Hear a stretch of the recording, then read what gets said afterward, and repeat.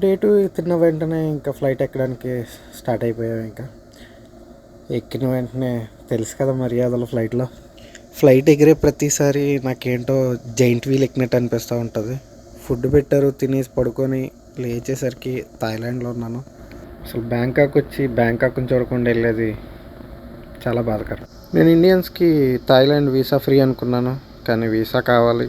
So ఇంకేం చేయాలో తెలియక ఇంకా అక్కడే టైంపాస్ చేసేసాను. ఇన్స్టాగ్రామ్ ఓపెన్ చేసి రీల్స్ చూసుకుంటూ కూర్చున్నాను.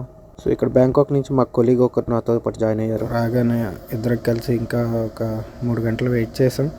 ఈలోపు మా బోర్డింగ్ గేట్ దగ్గరికి వెళ్ళేసరికి రోబోట్ తెగతుడి చేస్తుంది. ఇది ఆటోమేటిక్గా. ఎయిర్పోర్ట్ మ్యాక్సిమం మన ఇండియన్స్ చూసే ఉంటారు. బ్యాంకాక్లో సువర్ణభూమి ఎయిర్పోర్ట్ చాలా బాగుంది, పెద్దదే.